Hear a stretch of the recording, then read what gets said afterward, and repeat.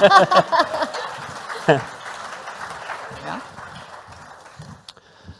So, good morning, everyone. Thanks for joining us today. Thank you to Pro Manchester for hosting another great event. Some great panels this morning already. This year, I get the privilege of hosting the retail panel, embracing Omni and multi-channel. I'm joined by a great panel, and I'll introduce them shortly. But first, the retail sector has changed dramatically over the past 5 years, and even more so through the pandemic, and this has driven to endless possibilities. We as consumers have adapted our behaviour, purchasing online as well as in store, and combining these two in our buying journey.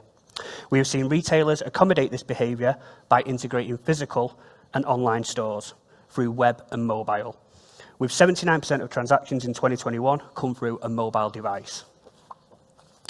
We are now in a world where just walking into a store to purchase a product is a rarity, and our purchasing journey now includes social media, ads, brand loyalty, and many more.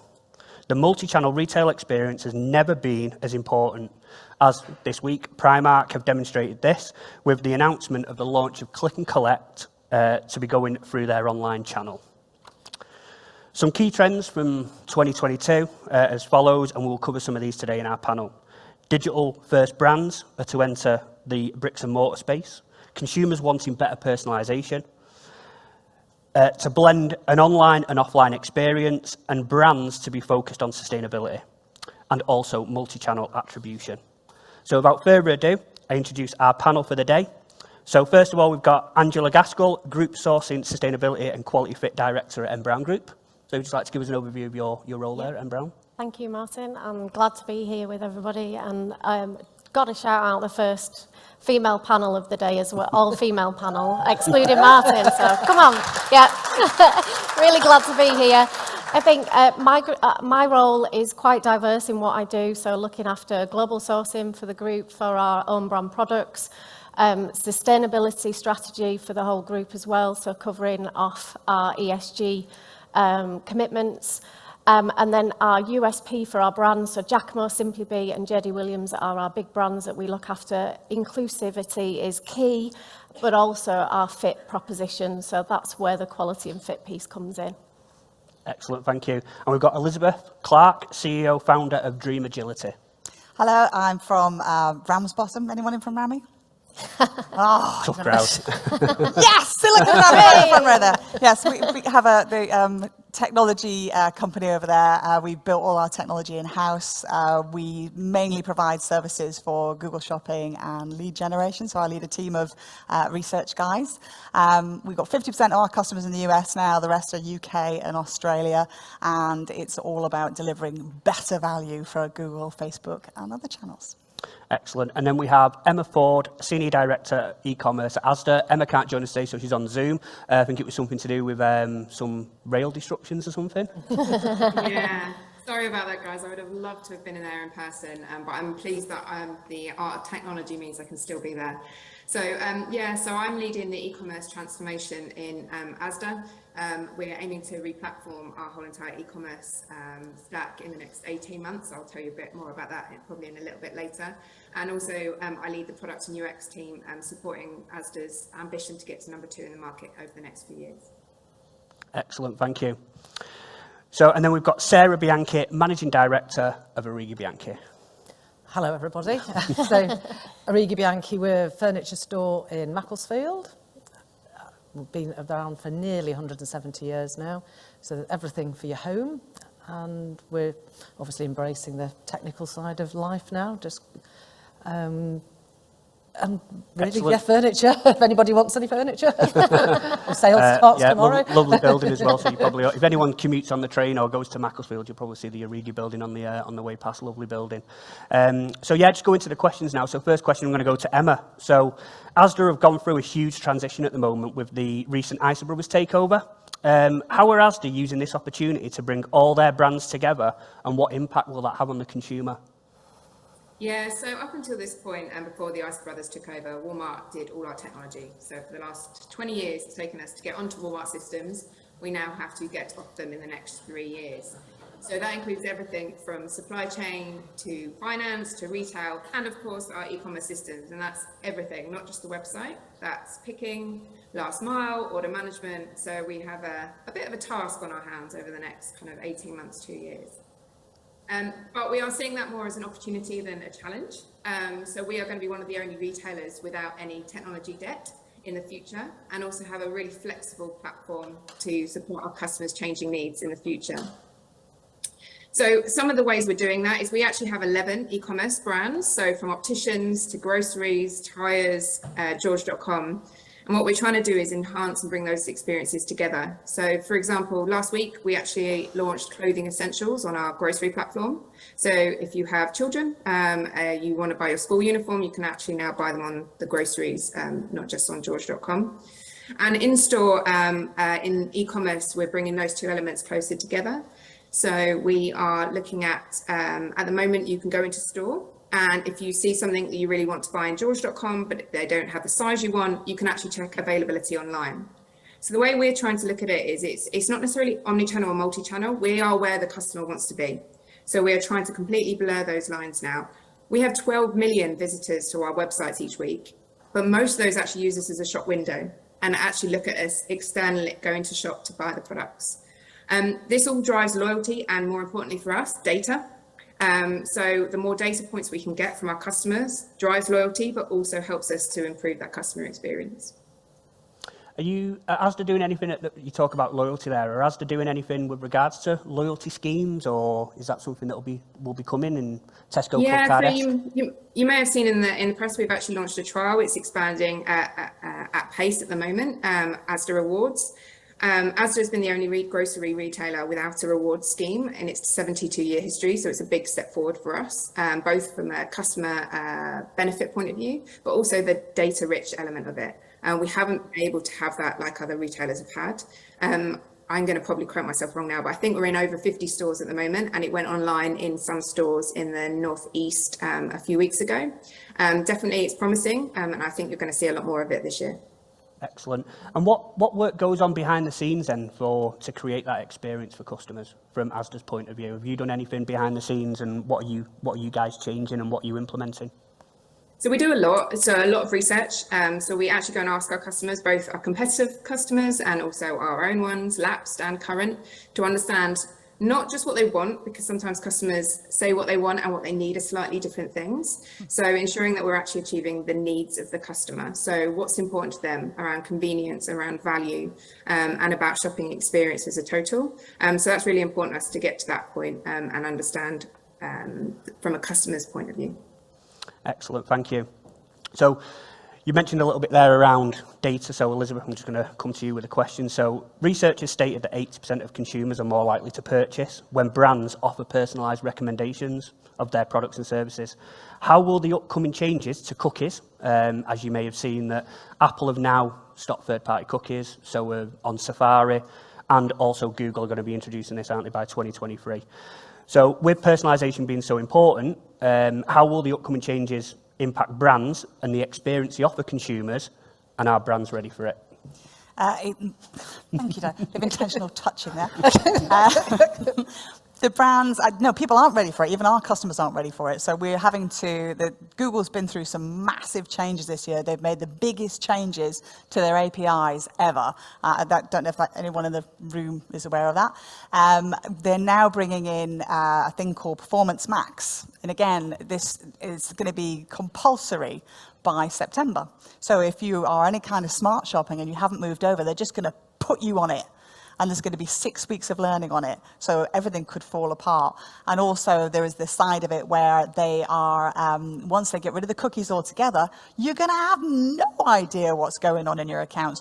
None whatsoever. So Google will choose what they serve and who they serve it to. And if you've got a warehouse full of stock that you want to shift, forget it. So it's going to get harder and harder to personalize things. You're going to have to be much more strict with your data and how you structure it in order to force Google to promote those products to those people. We've got an awful battle coming up and people just aren't ready for it at all.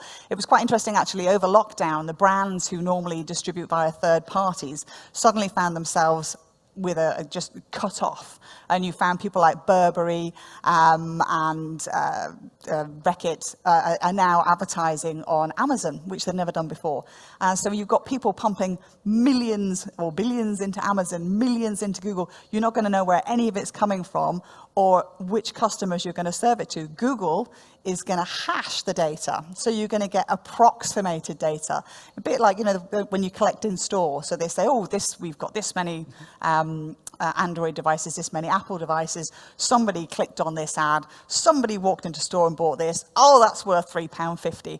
That's where Google's going to go to again, and it's terrifying. So in terms of the brands being ready, how are they going to get that stuff in front of their customers, the right stuff at the right time? There's a huge challenge coming. In terms of consumers, and well, I know I never read any terms and conditions. I just click accept. And I don't know, Google, how many thousand pages is it, just to confirm what they can look at. So in terms of how would that affect a consumer then? So from me wanting these personalised, we know the impact on a business, but on a consumer to get these personalised ads for me to look, oh yeah, actually I'm interested in that. How will that change in the coming years? Well, every website's going to have the Google acceptance on there. So you're going to have to put that on there so that you can opt in. And once you've opted in, they're then going to hash your data and put you in a bucket with other people that believe are like you. And so if you've been doing dodgy stuff, or if you've said you're a woman at some stage that's 42 years old, you're going to get a sort of very different experience. I know you don't regularly do that, but you know, any secrets away here. So it's going to be harder. You're going to have to be more honest about yourself. And I think Google, the UK, we have the most spied on audience by Google of anywhere else in the world. The data they have on us is enormous. So they've already got an awful lot of data there. They're going to be relying on all that. They say that it's all going to be hashed and they're not going to know. I'm not convinced it's going to be the best experience. We've already got Facebook, the Wall Street Journal this week. Biden's trying to bring in some things to stop Facebook. They reckon they're discriminating against people in terms of property and jobs. So they want everybody served those ads, whether it's relevant for them or not. So advertising is going to get more expensive as they try and remove discrimination and less relevant. So with the legislation that the government are looking at bringing in then, in terms of, is it now going to move to an opt-out service, or that I've seen in terms of Google where you can opt out of cookies, or how will all that work as we move forward in terms of getting that personalised? So it's not going to be autonomous now, would you say, or is it more about making sure that you're filling in your data correctly? Is that right? If you want to get the right sort of thing served to you, if you opt out of it altogether, you are literally going to be served any old thing. Google will still try and keep it relevant for you, but they don't really want their customers to have a bad experience, and they're hoping that when you put the sign-up box on there to agree to the cookies, that you will tick yes, so that you'll get the right sort of stuff. So anything like me then, yeah, I'll be agreeing to them. Yeah, done. Excellent, thank you. So Sarah, move on to you. How have Arighi Bianchi, as alluded to before and got corrected, now approaching 170 years of a furniture retailer, adopted over the last 2 years from a bricks and mortar experience-led business to a joined-up omni-channel business? Well, obviously, when COVID forced us to close, we realised we really had to sharpen up our online and digital presence. So we recruited some new members of staff for that department, who are a lot younger than me, so actually understand all the terms and everything relating to the online. And we then set up a live chat, but we did it with real humans. So we've got Susanna and Tina, who are our live chat. So if somebody was browsing on the website and thought, well, I like the sofa, could have some more information, she could set up a FaceTime call, and she could, because obviously the staff could, the small amount of staff that were still working could go into the shop, and you could have a video call and go through various options. And we've kept that on because it really has just bridged between an online website and the store experience. What sort of traffic are you seeing now to that online website and coming into store? Clearly a vast increase, but is... Oh, huge. But what we have noticed is the older generation that probably before COVID didn't do online shopping, they're now browsing at home and they're actually walking into the store saying to a member of staff, I've seen this, where is it? can you show me? And yeah, just noticed that much, doing a lot more research. So now our website's got to be really on point. So we're investing a lot of money in photo shoots because the furniture industry is not very good on, they're still a bit archaic. So they'll just provide you with just a cutout of a sofa, which doesn't look particularly great for a customer. So we're doing room set photo shoots, which then you can shop the look. Are you introducing any more tech into the experience, whether through VR or whether it be through mapping the store or anything? Well, we just had a drone, a man with a drone came in and went around the whole store because our build, we've got 60,000 square feet and it's not like a big shed, so you've got lots of little rooms, so hopefully it will give the experience. So we're going to put that on TVs in the shop so people, if they're having a coffee in our cafe bar, they can see what else is in the shop. And then we've reduced it down to about 3-4 minutes into a QR code. So then we can use that as a part of marketing going forward. And from my experience, the online retail experience, and I think being, working in retail through mobile phone stores, and they don't work together. They see it as a them and us. Have you found that at Arighi's, or how did that blend of experience happen between your retail employees and online? Oh, at the beginning, when we very first had the website, the salespeople literally thought it was competition. That, well, if I'm serving a customer and they don't buy, they might buy on the website. I said, well, yeah, but you should really have closed the deal there and then. But we're lucky if they come to our website and not a competitor. But now, with everything that's gone on in the last couple of years, the salespeople are actually noticing that, oh, our website works. It actually brings people into the store. So that the salespeople are now really keen to make sure that the products in their departments are online. Excellent. Great example of it working hand in hand. Thank you very much. So, Angela, a renewed focus on sustainability and the increase in online purchases. This leads to more vehicles on the road, potentially driving up carbon emissions. My question is that there is an increase in what they call wasteful behaviour, with consumers buying multiple sizes and products with the intention to return the unwanted product. So they buy it, take it home, no good, send it back. Have M Brown Group seen this behaviour, and what are M Brown Group doing to combat that? Yes, we have. So COVID has driven a very different behaviour over the last couple of years, and really driven people into that now mentality from an online point of view. So they aren't planning as often, they are constantly online. So some of the activities that we do as brands has driven them onto line more. So from a commercial space, having a delivery subscription as an example drives a very different behaviour. So if I can get free delivery and I can order whenever I want and I can get it tomorrow. So the Amazon Prime is a great example of, oh, I've run out of something, I'm going to bring it on, I'm going to get it and I want it now. So there's no forward planning in a lot of events. Home is slightly different for us because obviously if it's a two-man item, there's a delivery proposition there that is very different to clothing and footwear.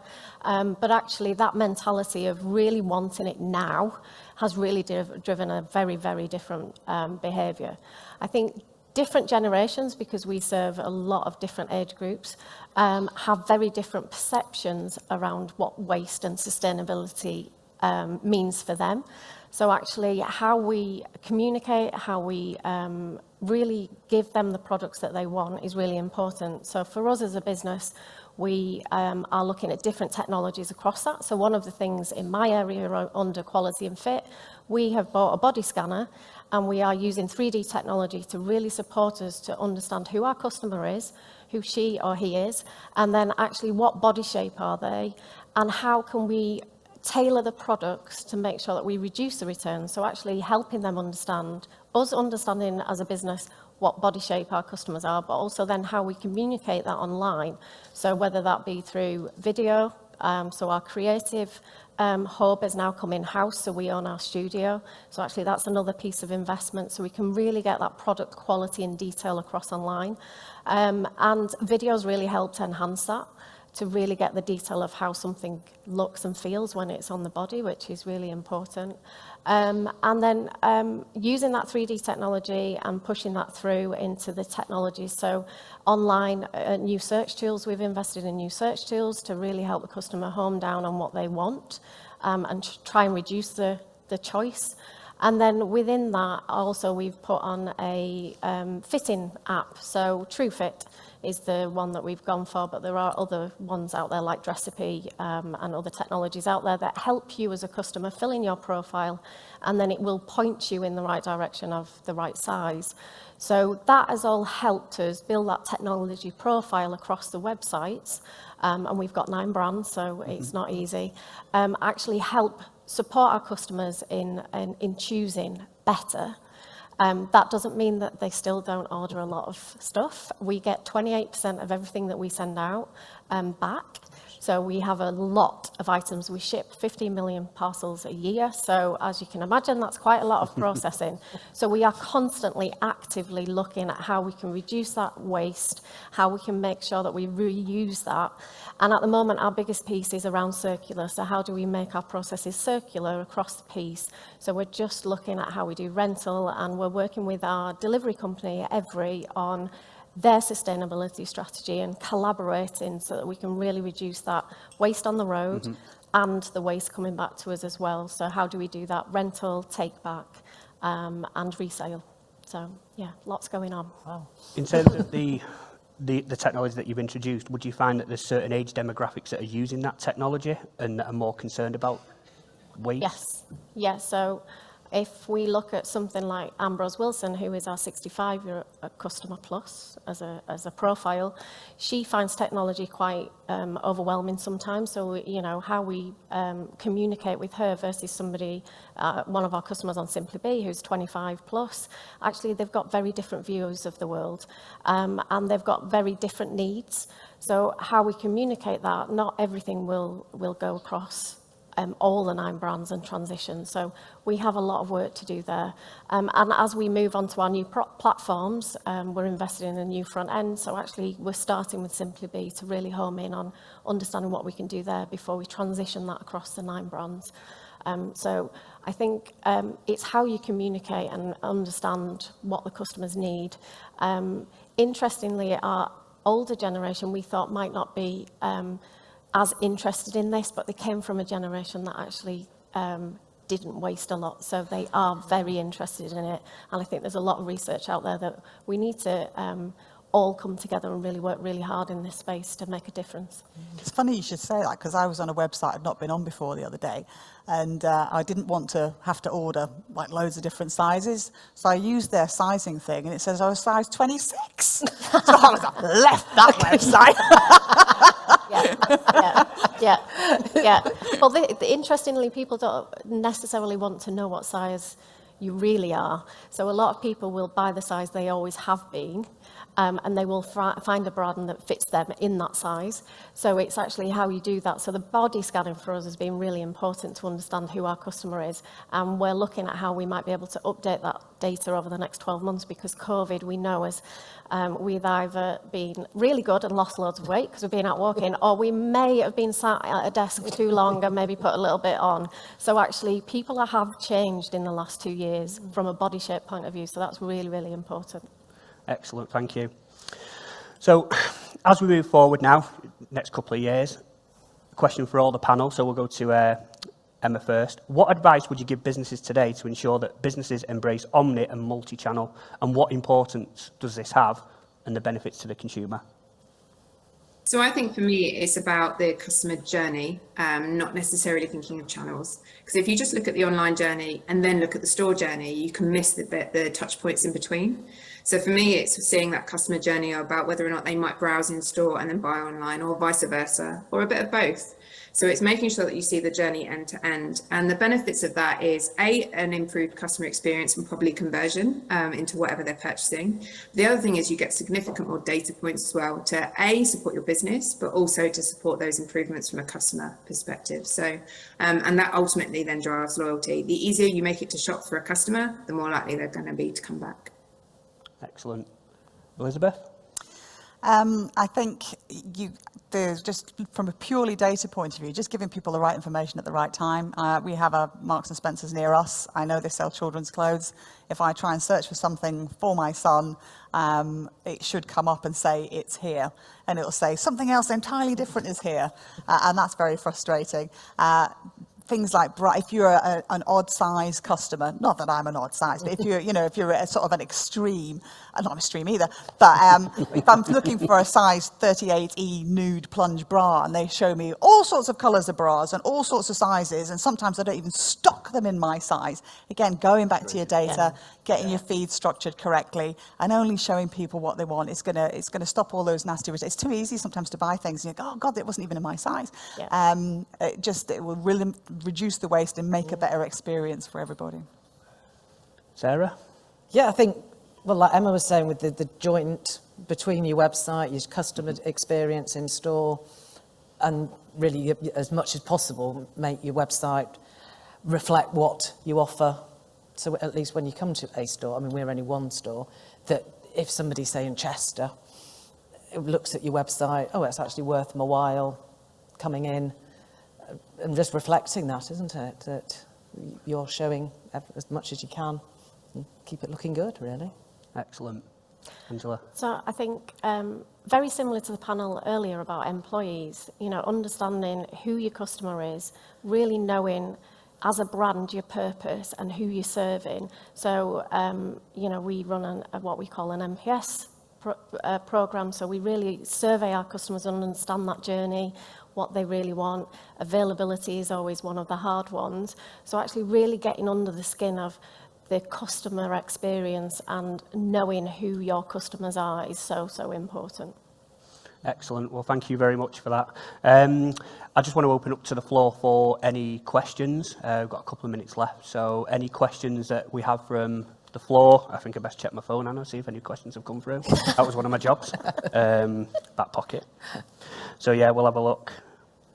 Any questions from the floor? Burning question? That lady. Hi, we're walking straight into the cost of living crisis, if not already there. You mentioned issues regarding loyalty. My question is, given that customers are in such a squeeze at the moment, what are the chances of them being loyal to retail brands? Not a lot, really. Looking at the sort of behaviour on Google, the way Google's in constant competition with Amazon, Amazon's always trying to buy the cheapest. Google tries to stack the same SKUs so you can see which is the cheapest one. And the advantage of Google is you've got stuff that's on the high street that's within an hour of you or 5 miles that you could complete there and then, rather than waiting for Amazon to deliver it tomorrow. So I think there's going to be, loyalty is just going to go out the window. I can't believe how many repeat customers come back in clicking the shopping ads rather than just going direct to the site.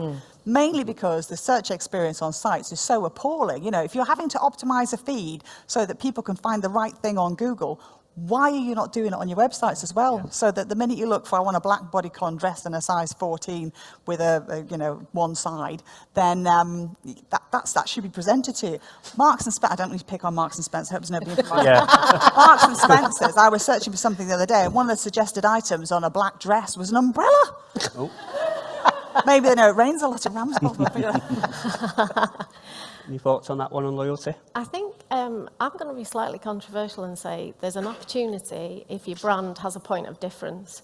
And you really, for me, if you really understand that purpose of who your brand DNA is and who you are serving, there's a real opportunity to drive loyalty in an uncertain market.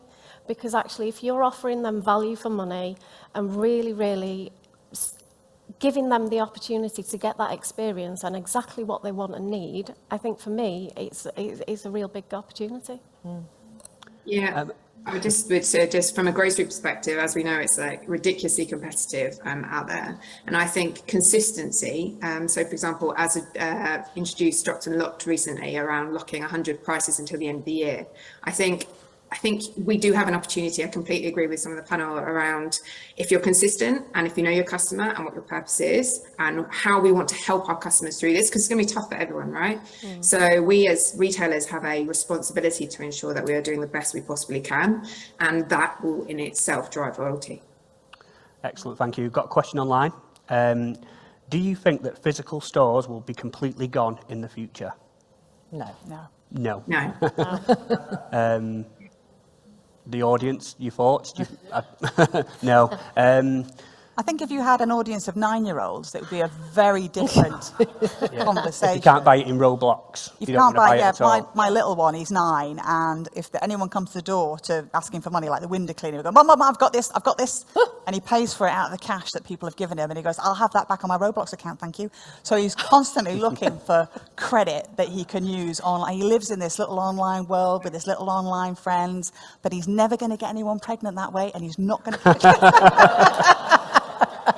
Good tip. Any other questions from the floor before we wrap up?